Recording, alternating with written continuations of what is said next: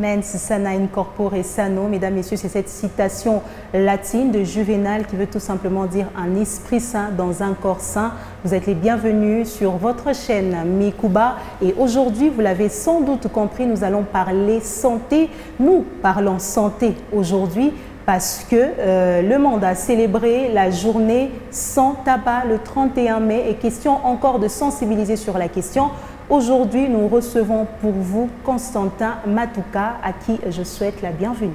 Merci madame, merci pour l'invitation. Vous allez bien? Je vais très bien. Alors aujourd'hui, nous allons sensibiliser sur le tabagisme.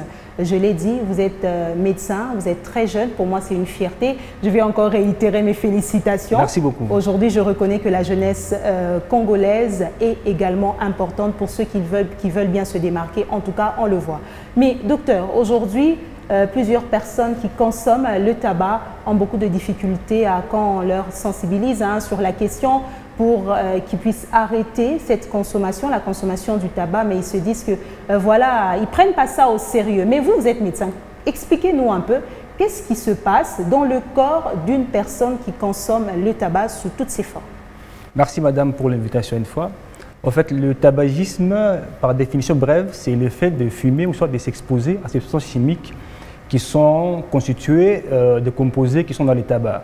Et aujourd'hui, nous estimons qu'il y a presque 7000 composés chimiques dans le tabac, dont seulement 70 qui sont responsables de maladies donc physiques ou bien mentales. Et aujourd'hui, nous pensons que parmi les 70, nous avons 4.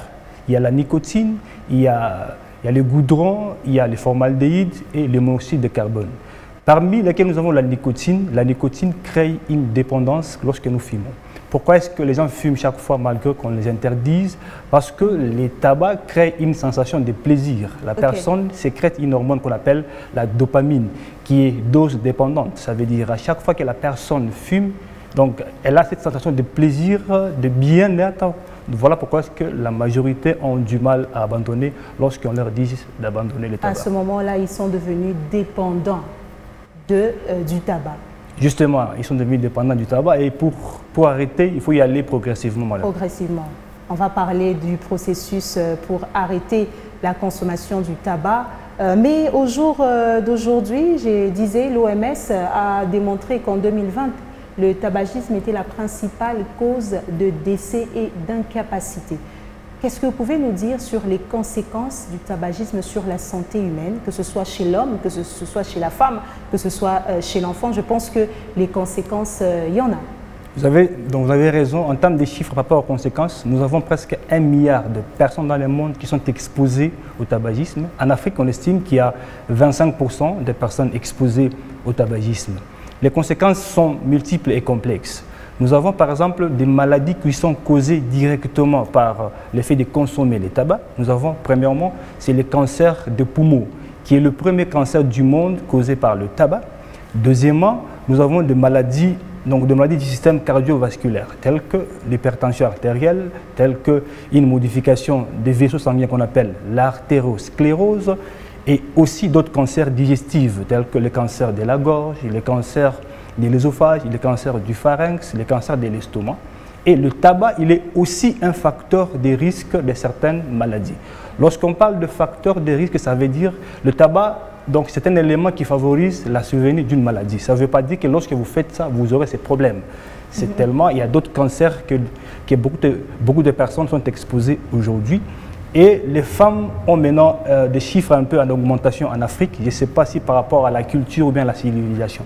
Ok, on est en train de parler des conséquences et différentes maladies qui peuvent être causées après la consommation du tabac, mais est-ce qu'il, revenons un peu en arrière, est-ce qu'il y a des facteurs qui prédisposent les personnes à pouvoir consommer le tabac? Les facteurs qui prédisposent, donc lorsque vous posez la question à toutes ces personnes qui fument, elles vous diront Puisque vous êtes personnel soignant, vous êtes mis en contact avec les patients qui viennent et aussi ceux qui se décident peut-être de laisser, qui ont beaucoup de difficultés à abandonner. Vous êtes mieux placé pour les connaître. Justement, en fait, les personnes qui fument, elles vous diront que je voyais mon père fumer, je voyais mon grand-frère fumer, moi aussi je me suis dit, je dois fumer aussi.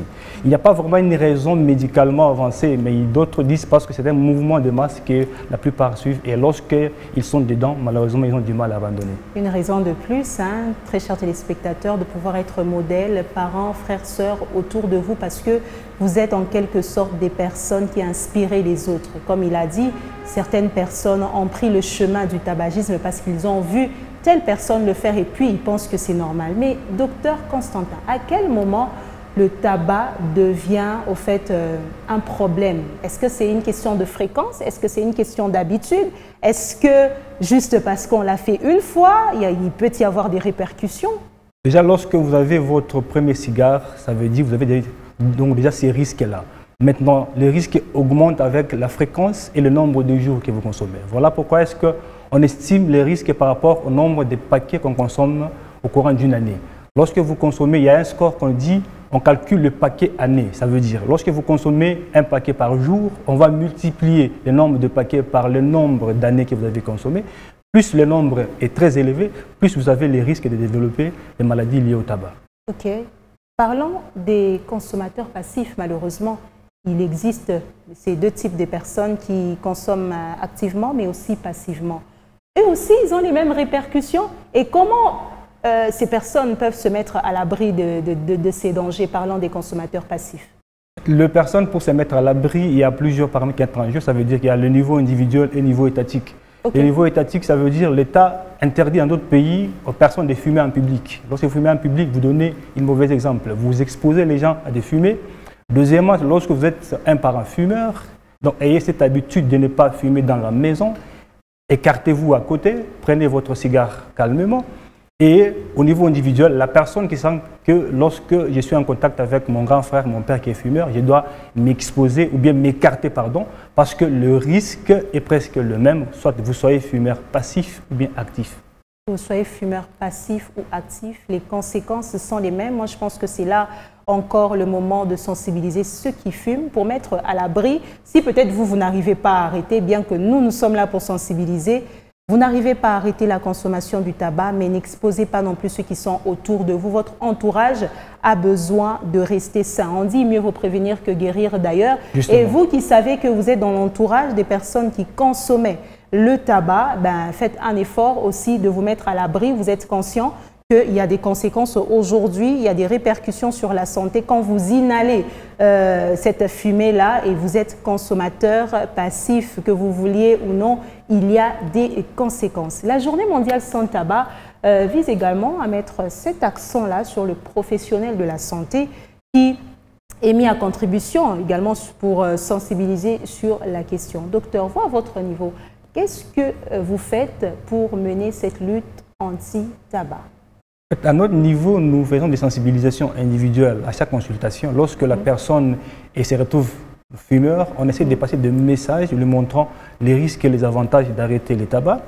Et au niveau donc, de la province ou bien au niveau national, ça veut dire que vous allez voir que l'État a déjà interdit tout message en rapport avec le tabac.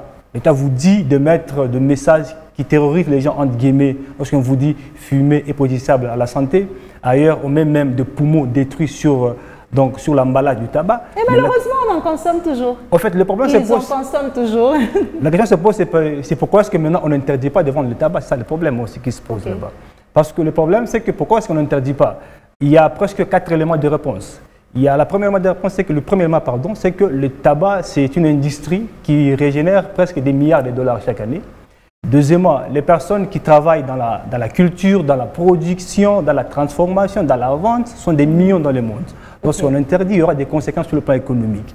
Maintenant, l'État dit, malgré ça, vous devez encourager donc la population à ne pas fumer par des messages à la télévision, voire ce genre d'émissions, aussi par des messages au niveau des écoles et ici au niveau de la famille pour que chaque parent puisse prendre conscience du danger sur le tabac. Donc, il y a ces deux aspects-là, économie d'un autre côté. Justement. Et l'aspect santé, mais l'idéal serait quoi? En fait, l'idéal, il faut prendre le juste milieu, parce que le tabac a commencé depuis le 19e siècle, parce que c'est les Américains, les Indiens des Amériques. Et donc, interdire aujourd'hui, je vous dis même qu'aujourd'hui, il y a des pays du monde dont leur économie est basée sur la culture du tabac. Si on interdit, mais quelle serait l'alternative? C'est ça le problème qu'on se pose.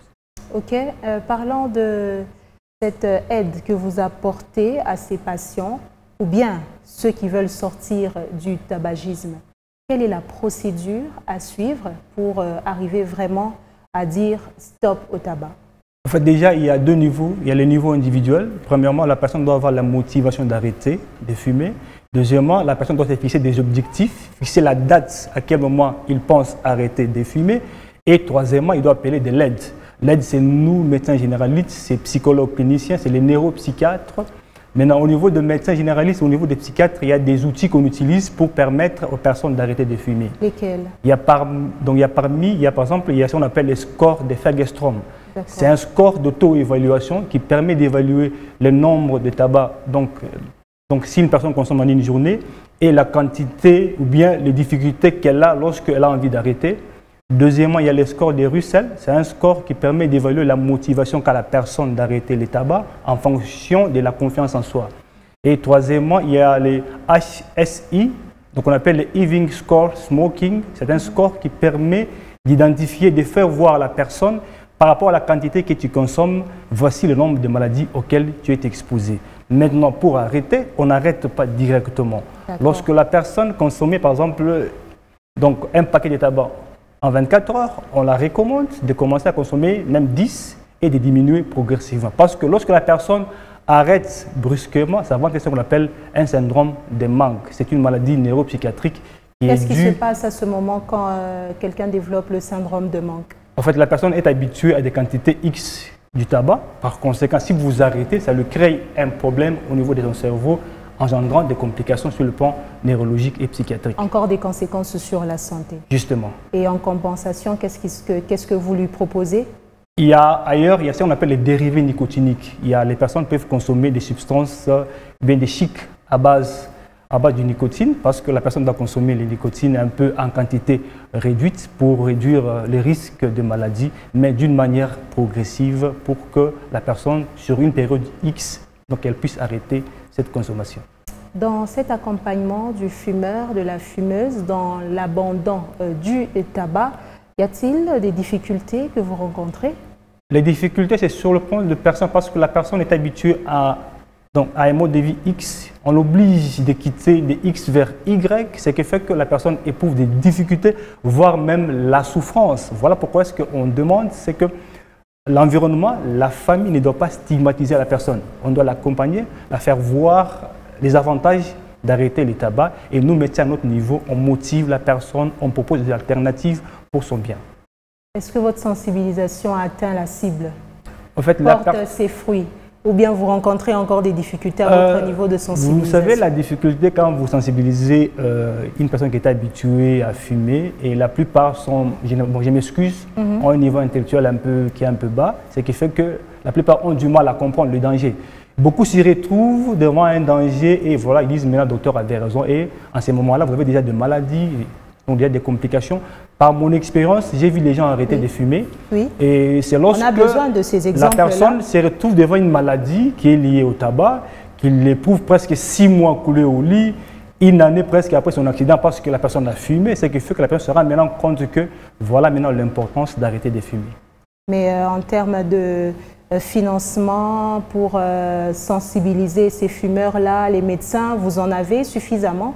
Il n'y a pas vraiment, parce que quand vous allez voir dans d'autres milieux, il y a des associations qui sont chargées d'accompagner les personnes qui fument. Oui. Mais dans notre milieu, je ne pense même pas qu'il y ait une association qui accompagne les personnes qui fument en vue d'arrêter de fumer.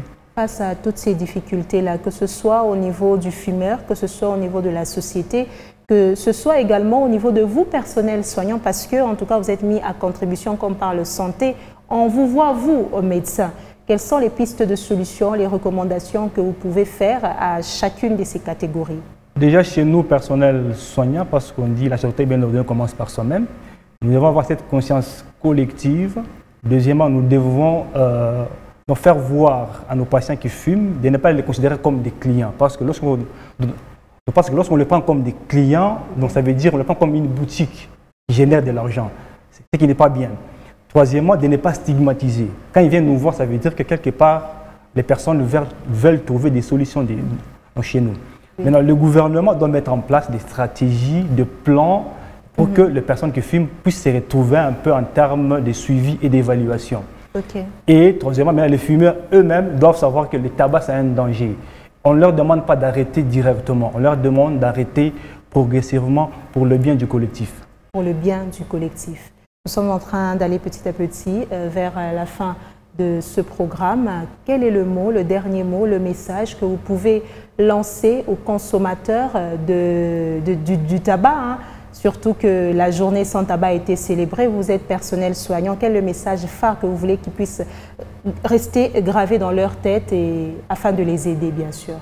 Le message, c'est que fumer est préjudiciable à leur santé. Ah ça, ils l'ont déjà lu. Hein? Donc l'effet de fumer vous expose à plusieurs maladies. Si vous arrêtez de fumer aujourd'hui, vous aurez au moins un minimum de 5 à 15 ans pour être à l'abri des problèmes de santé liés au tabac.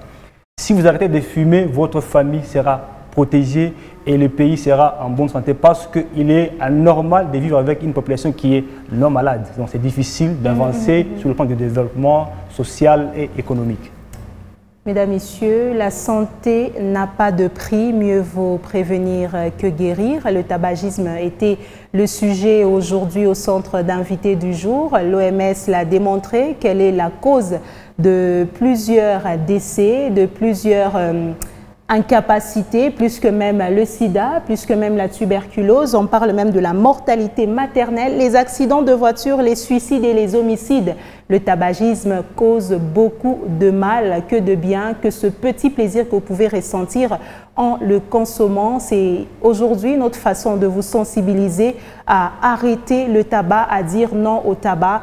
Vous êtes conscient qu'il y a des conséquences. Le personnel soignant est là pour vous aider à pouvoir laisser, c'est progressivement. On ne va pas vous contraindre à abandonner du coup à consommer le tabac parce que vous avez déjà développé une certaine dépendance comme nous étions en train de l'expliquer là avec Dr Constantin Matouka. Nous espérons que vous avez bien pris conscience des dangers et nous vous souhaitons vraiment bon courage. Surtout prenez bien soin de vous parce que la santé n'a pas de prix. Merci beaucoup, Dr Constantin. Nous espérons bien vous revoir dans les jours qui viennent encore pour parler santé, pourquoi pas? Merci, madame, et merci pour l'honneur accordé. Voilà, mesdames, messieurs, c'est la fin d'invité du jour sur les antennes de Mikuba Télévision. Restez sur nos antennes car nos programmes sont en continu. Au revoir.